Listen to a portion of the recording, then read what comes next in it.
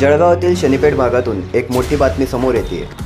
शहराच्या मध्यवर्ती भागात असलेल्या शनीपेठ परिसरात आज एक गोड पण गोळीबारयुक्त घटना घडली आहे।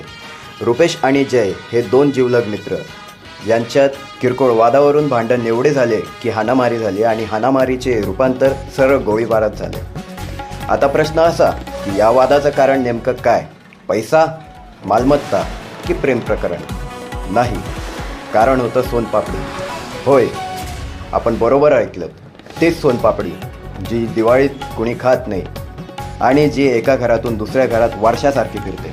आज त्या सोनपापडीसाठी दोन मित्रांमध्ये गोळीबार झाला।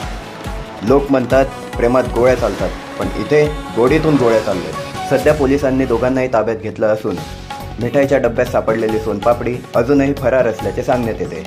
मी सुधाकर पाटील, सोनपापडी न्यूज, शनीपेठ, जळगाव।